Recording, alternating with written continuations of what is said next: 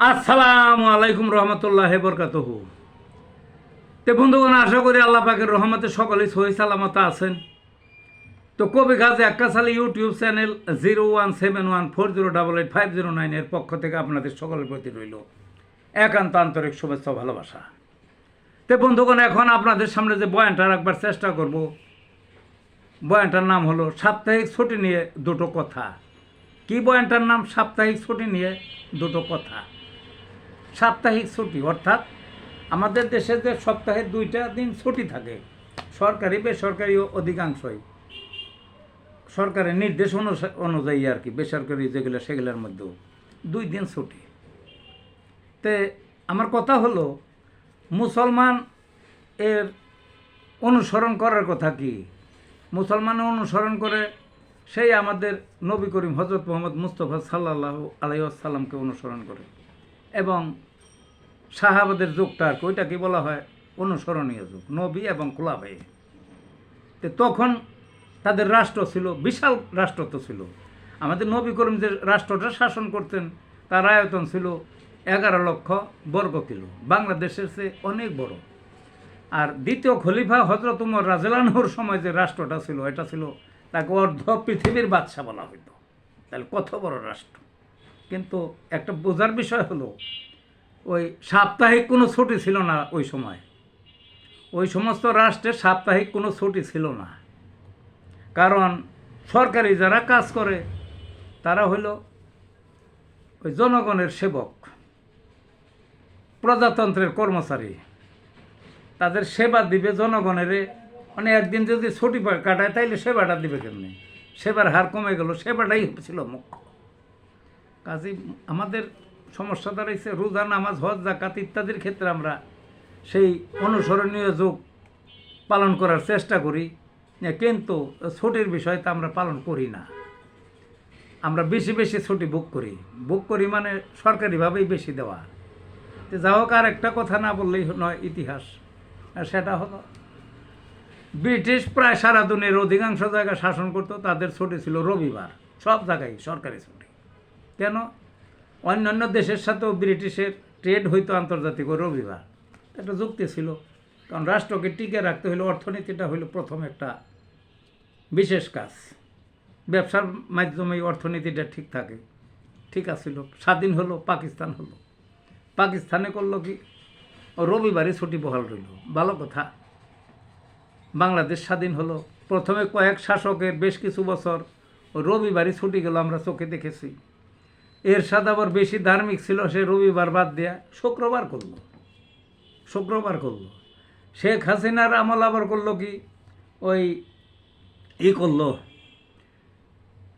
ওই প্রজাতন্ত্রের কর্মচারীদের আনুগত্য পাওয়ার জন্যে, বেশি আনুকূল্য পাওয়ার জন্যে, সন্তুষ্ট করার জন্যে তিনি সাথে আরেকদিন বাড়িয়ে দিলেন। তারপরে বিদ্যুৎ সাশ্রয়ের অজুহাতে শনিবার করে দিলেন। 2 দিন হয়ে গেল। তাহলে আমাদের রাষ্ট্রের ছুটি 2 দিন, আর বিদেশের আছে আন্তর্জাতিক যেই, সেটা হইলো আছে রবিবার। তাইলে ব্যবসা বাণিজ্য আন্তর্জাতিক 3 দিন বন্ধ। তা একটা রাষ্ট্র চলে কেমনে?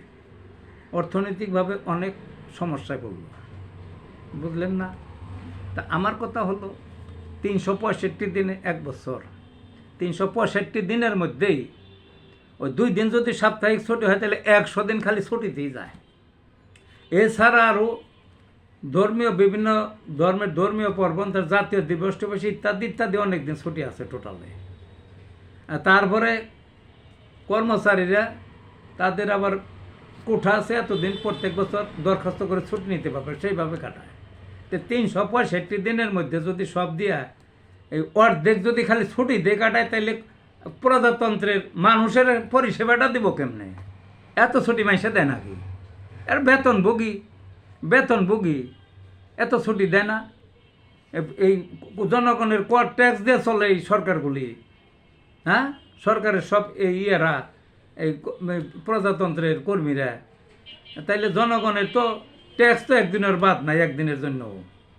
আর প্রায় অর্ধেক ছুটিতেই কাটায়, এটা তো কোনো কথাই হয় না।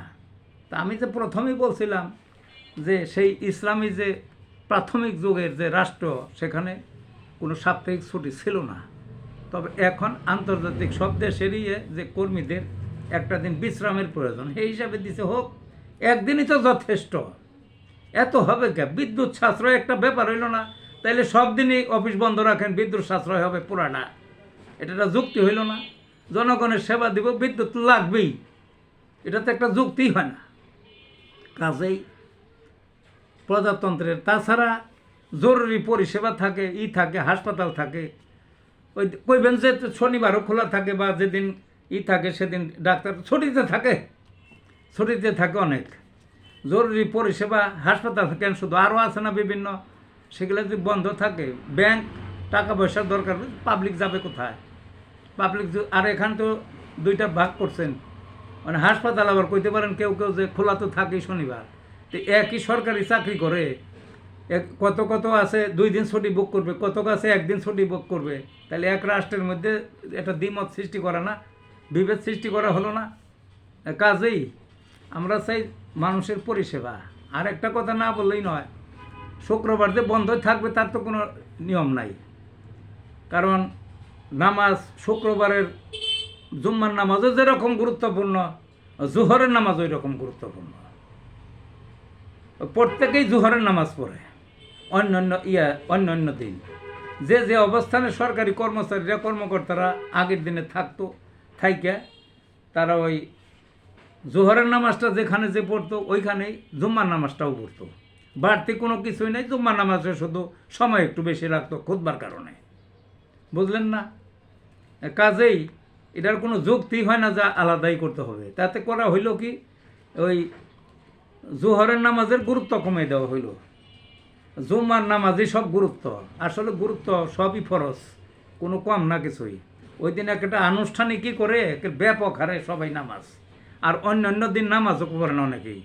একটা মসজিদ যদি 5 তলা থাকে ঢাকা শহরে দেখা যায়, সব ওয়াক্তে দেখা যায় নিচের যে 1 তলা থাকে এইটি বরবার চায় না। জুম্মার দিন দেখা যায় 5 তলায় পরিপূর্ণ, তাও জায়গা হয় না, রাস্তার মধ্যেও নামাজ পড়ে দেখি আমি, চোখে দেখা, আমি তো ঢাকাই থাকি। তাহলে কি গুরুত্বটা দিলেন? অন্যান্য নামাজের গুরুত্ব বন্ধ দিয়ে অন্যান্য নামাজেরই গুরুত্ব আপনারা কমিয়ে দিচ্ছেন, শুধু জুম্মার নামাজ নেই থাকে। কোনো নামাজের ফরজ নামাজ, কোনো নামাজের গুরুত্ব কম নাই। কাজেই আমি বলতেছি না, জুম্মার নামাজ তো পড়তেই হবে, জুম্মার নামাজ তো পড়তেই হবে। তা আমি চাবো যে ইসলামের যেখান থেকে ইসলামটা আসছে, ইসলামের যে নবী, তারপর তার যে সাহাবারা ওই আমলে যেভাবে যা হয়তো সেইভাবে করেন, ওইটাই মঙ্গল, ওইটাই মঙ্গল। তো তারপরও ওইটাই মঙ্গল মানে কি, মানে ছুটি ছাটার দরকার নাই, তা আছে দরকার আছে, যেহেতু আন্তর্জাতিক সমাজের মধ্যেই বাংলাদেশ বা মুসলিম যে উম্মা বলে একটা করে দেশ, তো তাদের তো দুনিয়ার সব দেশের সাথে ট্রেডের মাধ্যমে কোন যেভাবে একটা তাল মিলিয়ে চলতে হবে।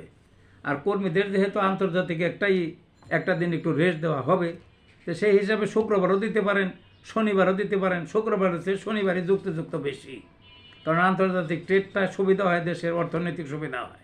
তো যাই হোক, আপনারা 2 দিন ছুটি বাদ দিয়ে আবার আরেক পথ বেরিয়ে থাকো, আরেক দিন ছুটি দেন, 3 দিন, একের রাষ্ট্রটা শেষ করবেন। ওই সমস্ত চিন্তা বাদ দিয়ে 2 দিন বাদ দিয়ে 1 দিন আপনারা সাপ্তাহিক ছুটি করেন, 1 দিন করেন, ভালো হবে। তো ভালো থাকুন বন্ধুগণ।